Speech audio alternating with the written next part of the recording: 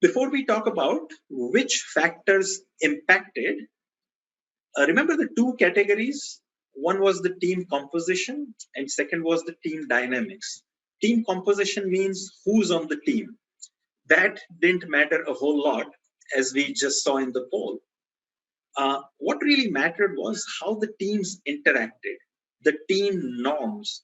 Norms are the unwritten rules that every team has, and that's what made a difference.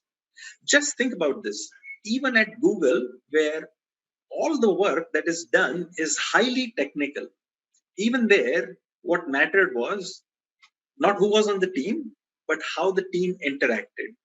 So, this is also a confusing thing, but this is also an opportunity. So, the first factor of the five factors that mattered is called psychological safety. Can you type how many of you have heard of this term, yes or no? Have you heard of something called psychological safety? You share your answers. Anyone? Kevin, yes, great. Anyone else? Okay, so it's okay. It's a okay. Gautami says yes. Okay, good. So we might have heard of this term, and it's getting popular, and I'll talk about it a little bit later. So, what does psychological safety mean? So, if I ask this question, do I feel safe to be myself on this team, or do I have to hold back? Do I feel comfortable to share my thoughts, half-formed ideas? Can I ask silly questions? Can I can I express my opinions freely?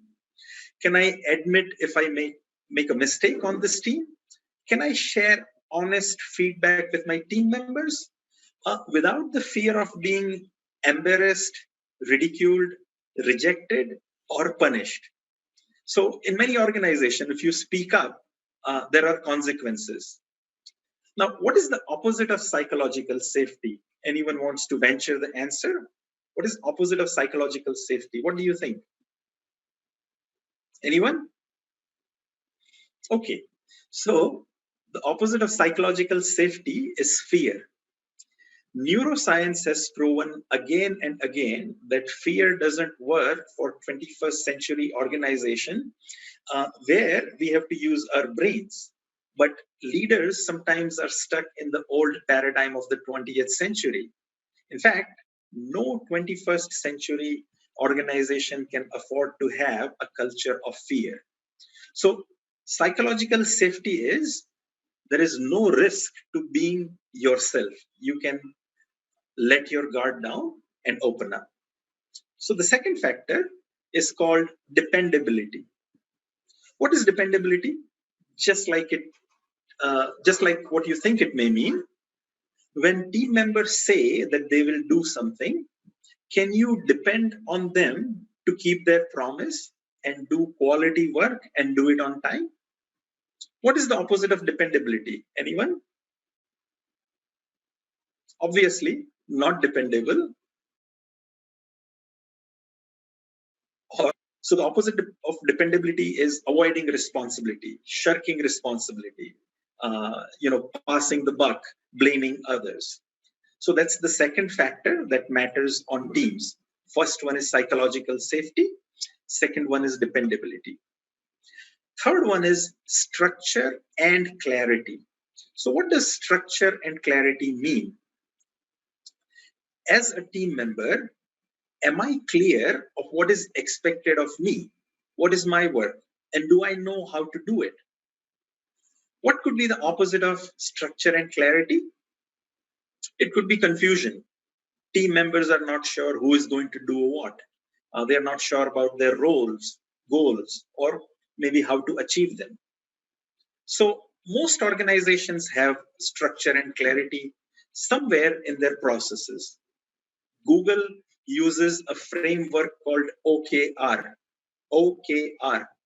Can anyone type the full form of OKR? What do you think OKR is? Anyone?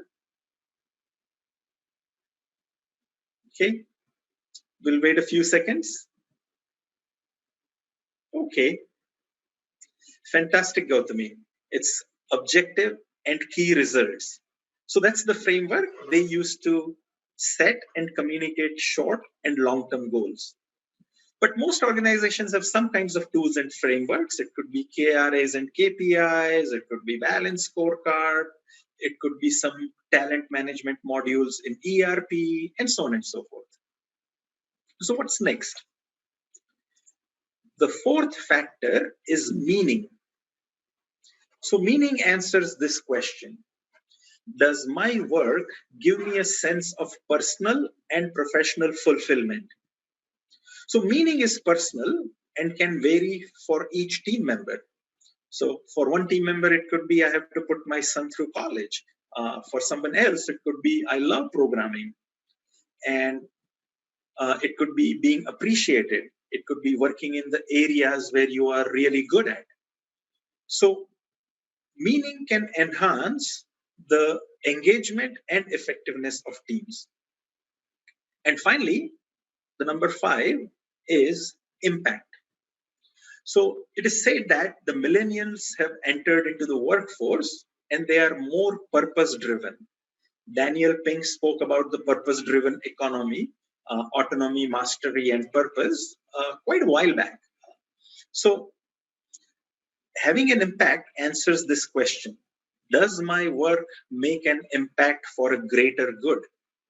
It can be in terms of impact to the team, impact to the customers, impact to the organization, or even impact to a larger good or greater good or a cause.